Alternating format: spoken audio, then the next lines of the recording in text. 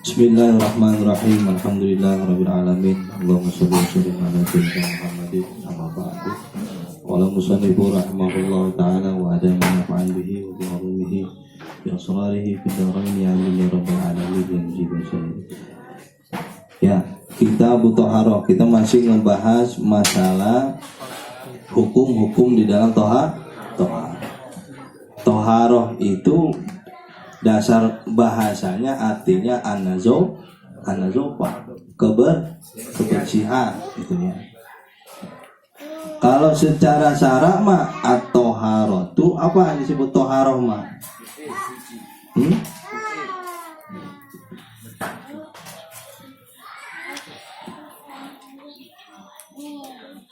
Jadi yang dikatakan at-thaharah mah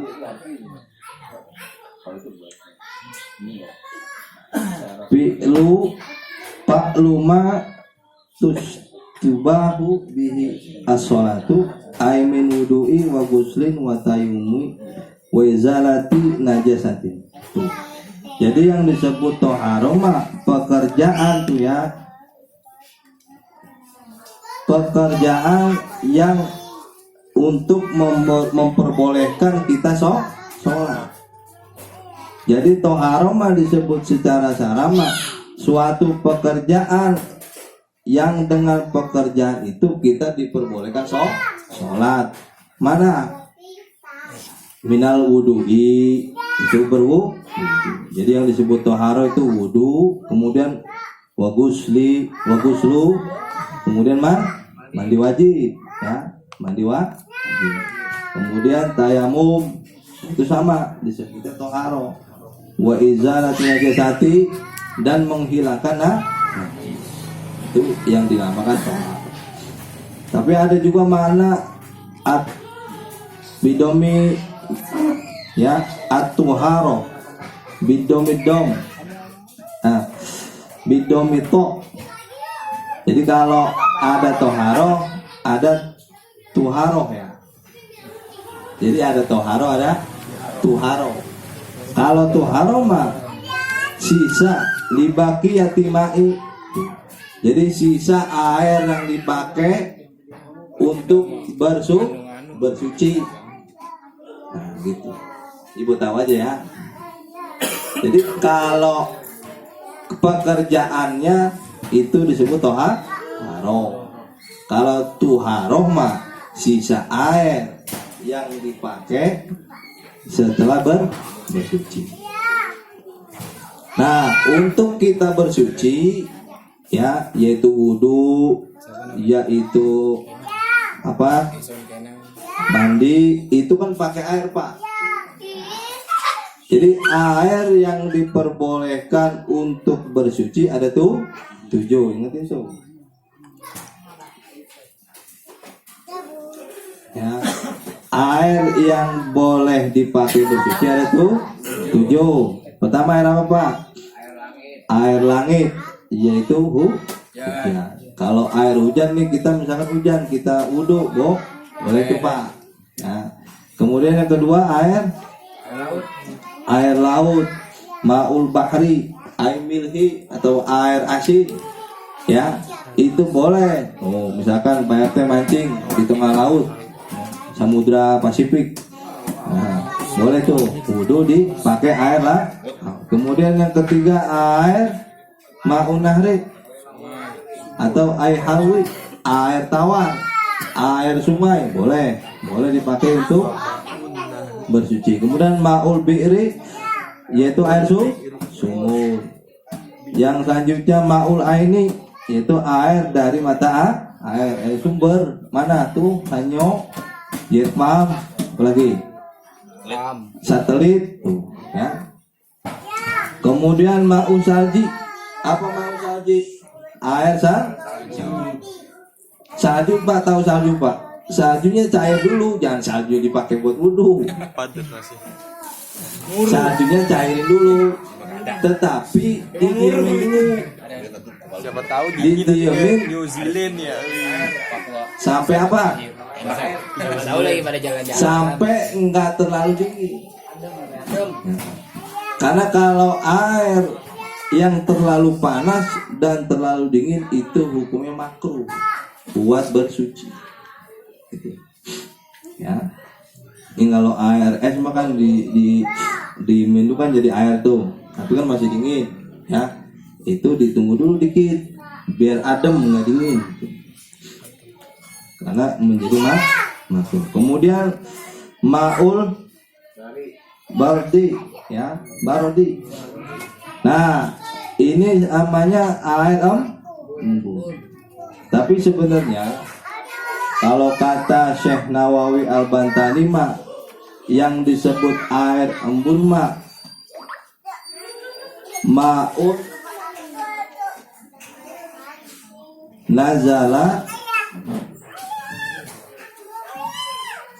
minas samai fi akhiri lail. Jadi yang disebut air embun mah air yang turun di akhir malam. Jadi kalau di akhir malam kan menjelang sepertiga malam ya, itu kan hawa beda nggak hawa? Dingin. Nah itu turun tuh berupa apa? Ya kayak salju cuma nggak kelihatan. Kemudian nempel di rumput, nempel di pepohonan, itu disebut air. Jadi nggak sekedar kita nggak tahu ya, tahunya mah air embun dari mana? Dari rumput aja ya. Rumput pagi-pagi kita pegang ngeluarin air. Itu. Tetapi kata Syekh Nawawi air yang turun di akhir malam. Kemudian nempel di rumput, daun, itu disebut air. Itu boleh juga Pak, kumpulin buat berwudu, bersuci dan sebagainya. Kemudian summal miyahu ala arbati aksamin, bermula air itu tergolongkan tangkosimu ala arbatil aksami, dikelompokkan atas 4 macam. Ahaduha, yang pertama tohirun fi nafsihi mutahhirun li ghairi. Tohirun mutahhir. Itu air yang suci bagi dirinya air, begitu maksudnya. Dan mensucikan bagi selainnya air. Jadi air tersebut suci, boleh diminum, juga bisa dipakai bersuci, begitu maksudnya. Soalnya nanti ada air yang boleh diminum tapi nggak boleh buat bersuci. Mana? Terada kayak air kopi, kan air sama. Halal nggak diminum? Halal. Beli kopi pasar lugu. Iya. Tapi nggak boleh tuh buat bersuci. Jadi apa yang disebut air mutlak, air suci mensucikan? Bari apa? Ghairu makruh. Udah airnya suci bagi dirinya air, kemudian mensucikan bagi selainnya air, bari tidak makruh. Tidak makruh apa? Diistimaluhu, yaitu make air tersebut nggak makruh Pak. Tuh. Apa yang disebut air tohirun mutahhirun ghairu makruhin? Ma'ul mutlak, yaitu air yang mutlak. Mutlak itu lepas, ya. Lepas dari mana? An qayyidin lazim. Jauh dari ikatan lazim. Penyebutan namanya, asal namanya. Kayak air kopi kita taruh di mana, bisa di mangkok. Kan kita masih ada idopatnya tuh. Mana? Ada sifatnya. Kita nyebutnya air apa kalau ditaruh mangkok? Air kopi. Air kopi taruh di mana? Di mana aja, di botol misalkan, atau di mana aja lah. Tetap kita menyebutnya itu air kopi. Nggak bisa kita sebut air doang. Tuh. Maka bisa dikatakan air mutlak mah bila koidi juga. Ya pokoknya air aja. Gitu. Tapi kalau udah berubah nama, itu udah enggak mutlak. cuman suci tapi tidak bisa mensucikan. Pelan-pelan ya. Nah, batin biar lapar dulu ntar makan. Aku juga nggak makan. Baru bangun tidur. Iya, belum makan. Pantes ngopi oga. Tuh. Tetapi mah Juga saya juga. nih, tadi kan disebutkan adanya qaid lazim, ya. Fala yadurru al-qaidul munfa. Maka enggak masalah kalau dikatakan qaid munfa atau yang terpecah. Seperti air sumur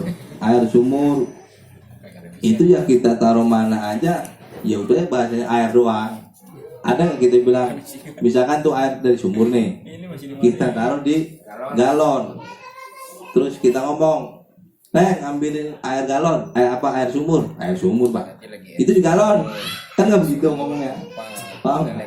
Nah itu terpecah tuh dari nama, dari idopatnya tadi, gitu.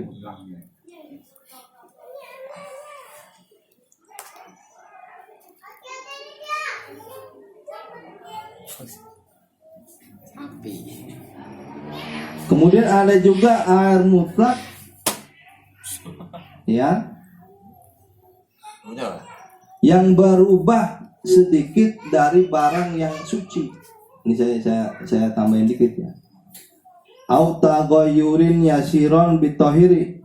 Jadi air mutlak, gitu ya, berubah karena sedikit oleh barang yang suci. Wakaza kasiron atau banyak, ya, berubahnya banyak. Bitohiri dengan barang yang suci, mujawirin kaudin seperti kayu. Contoh pak, ini ada air di ember, ya, atau di kolam, kejatuhan kayu apa sih yang kalau merah bisa? Secang. Kayu secang. Berubah nggak merah? Boleh nggak dipakai? Minum. Diminum nggak boleh udah. Ceritanya nih. Nggak boleh. Hah? Itu berwarna udah. Air teh nggak boleh kan? Itu disebutnya air yang berubah dengan sebab mujawir. Apa yang kata mujawir? Mujawir mah benda nih yang dimasukkan di dalam air atau kemasukan di dalam air tapi dapat diangkat tuh. Dia enggak bersatu sama air. Kayu kan enggak bersatu sama air. Bersatu enggak? Enggak. Maka ada pendapat juga bahwa kayak air teh kan bisa dipisahin. Bisa nggak dipisahin air teh? Ya, cuman saya belum jelas pendapat yang ini ya. Cuman contohnya di sini kaudin seperti kayu, ya kita anggap kayu secang masuk ke air yang suci mensucikan, berubah warna jadi merah, tapi kayunya bisa diangkat nggak? Bisa, ya kan? Nggak nyatu tuh kayu sama air, nggak lebur. Nah itu air tersebut masih boleh dipakai untuk wudu atau bersuci. Al-khalitin atau berubahnya dengan cara tercampur. Tadi kan air sama barang bisa dipisahin. Sekarang mukhalid, air sama barang tersebut nggak bisa dipisah.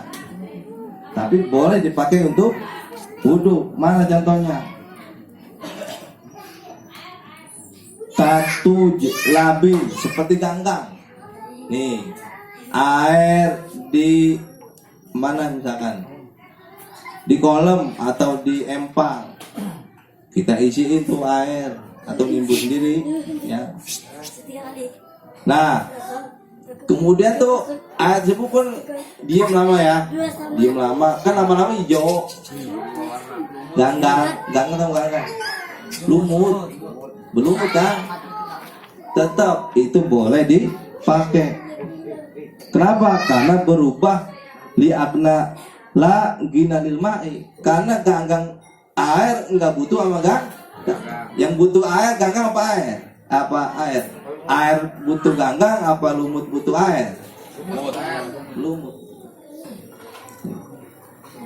Iya jangan bilang ini kayak ada kalenan hijau, boleh nggak buat wudhu? Boleh.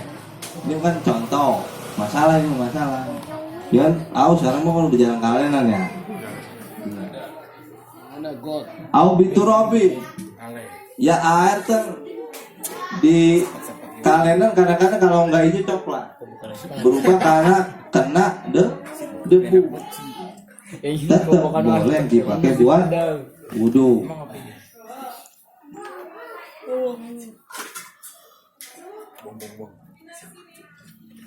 Tuh ya, jadi itu tambahan aja. Jadi yang pertama air suci mensuci, boleh buat minum, boleh buat berwudhu. Nah, yang disebut air suci mensucikan disebut air mutlak. Saya ulangi dikit ya.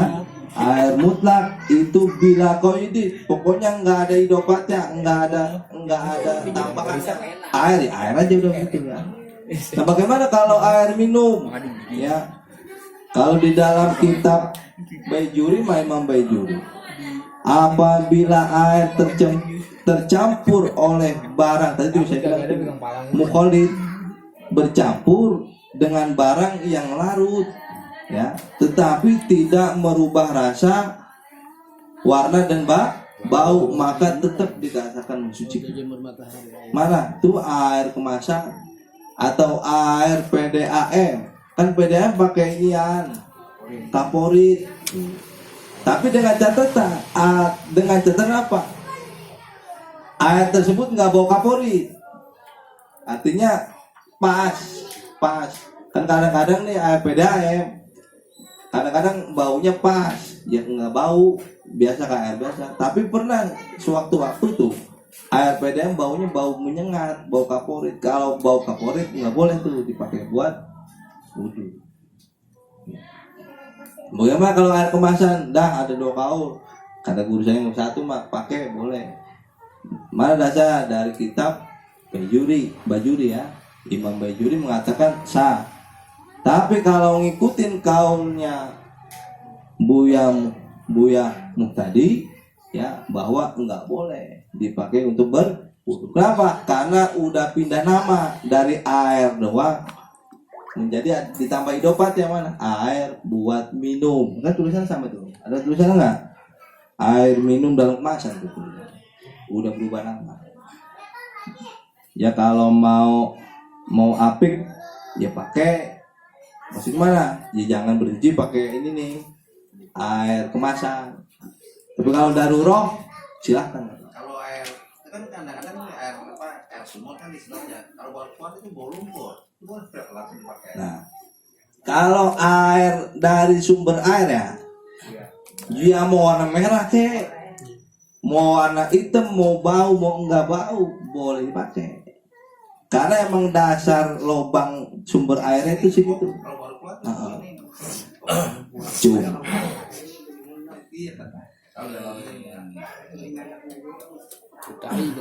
Ya begitu ya. Boleh Pak. Ya namanya kita ngebor nih. Kan baru ngebor kan air bau besi. Ya. Bau besi. Terus warnanya masih coklat ya. Kemarin saya ini hampir sebulan bau aja karena udah bersih. Boleh Pak itu mau.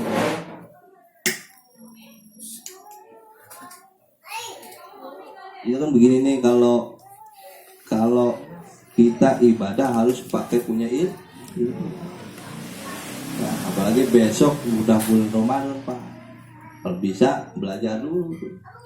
Tata cara puasa, syarat-syaratnya, hukumnya, sholat tarawih berjamaah seperti apa. Kenapa? Karena kan Ibu Rostan mah dalam Zubat ya, apa? Orang yang beramal tanpa ilmu maka amalnya ditolak.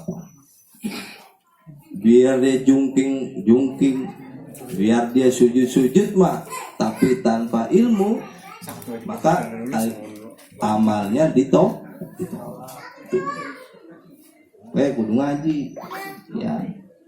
Ya biar kita makan emang gitu. Saya mah begini Pak. saya beli kitab, saya cariin tas. Biar apa? Biar menjadi adat di sini cakep gitu. Mau kemana Pak? Haji dulu tong, sama anak tuh. Ya bawa tas itu. Tuh. Kan buat ke depan ntar. Ya kalau misalkan di satu RT bawa pancingan mulu, berarti juga anak kita mancing mulu. Aneh nih, aneh ya. Kelihatan. Jangan lu. Aneh, mancing juga. Udah. Yang biarnya RT iya. Ada. Aneh ya. Dengarnya. Gua salahin. Tuh. Terus mancing-mancing udah lama. Aneh ya. Atau apapun lah. Jadi biar anak kita ngelihat, makanya saya mah demen ada anak dan biar dia lihat. Siang kan mancing mau. Ngapain sih bapak kita orang tuh pada ngapain sih? Ya kalau mau punya anak soleh ya kita kudu soleh. Itu secara syariat. Kemudian yang kedua, dikit lagi kedua depan dulu. Mana tadi? Tahirun mutahhir makruh tuh. Jadi air golongan kedua nih ya, air yang suci bari mensucikan. Boleh dipakai buat wudu, tetapi makruh. Makruh apanya? Istimalu dipakai untuk toharo makruh. Bil badani la fisaufi. Kalau kita mau ngilangin najis di tangan atau di badan pakai air suci mensucikan, tapi makruh Pak. Itu di badan makruh. Tapi kalau buat baju mah nggak apa-apa. Ya, sama tuh. Itu dibahas di sini. Mana yang disebut air suci mensucikan tapi makruh? Wa huwa ma'ul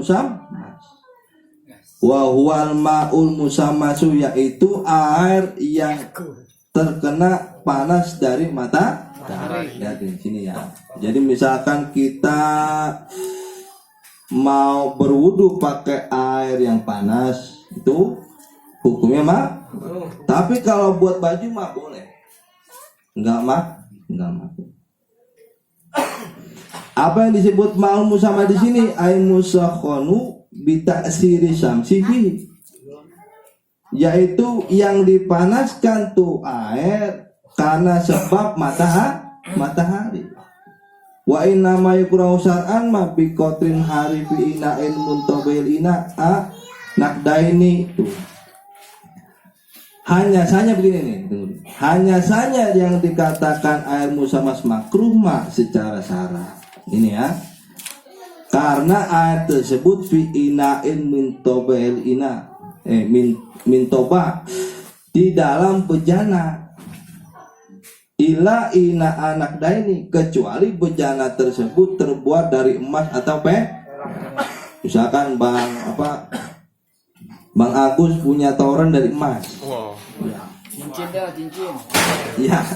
Kemudian airnya panas, kan pasti keluar panas tuh ya. Nah, itu enggak makruh. Kalau dari emas atau dari perak, Bang Agus.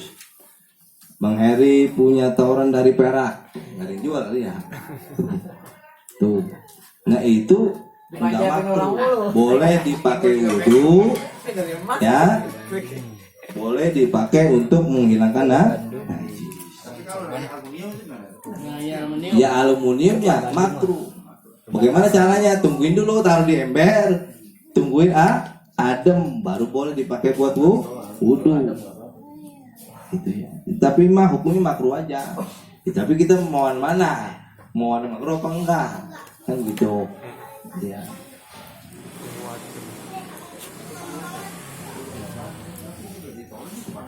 Wa iza baroda zalat al karohatu. Tetapi air yang panas tadi tuh gara-gara ditoren kan air jadi panas. Kalau udah dingin lagi mah hilang kemakruhannya. Gitu. Kadang-kadang kan siang doang airnya ditoren mah panas. Udah malam makan enggak tuh kalau yang penting air tersebut enggak panas. Boleh sih panas PRT, besok beli toren dari emas. Habis orang. Iya. Iya. Misalkan lagi bukan. Wa yukrahu aidon sadidu syuhunati wal burudati, dan dimakruhkan juga air yang sangat panas dan sangat dingin. Maka tadi saya katakan air salju atau air es Bang Wawi kan bukannya saljunya gitu di badan, bukan, nunggu dia berair. Kemudian air tersebut kan dingin, ya air di kulkas dingin, didiemin dulu sampai hilang dinginnya, atau air yang musamas tadi sampai hilang panasnya, baru pakai untuk Maknanya jelas kapi. sampai itu dulu, nanti disambung Itu. Itu dulu kejauhan. air yang suci tapi tidak mensucikan. Wallahu a'lam bishawab. Semoga ada manfaatnya, kurang lebih mohon maaf. Wallahu a'lam bishawab. Assalamualaikum warahmatullahi wabarakatuh.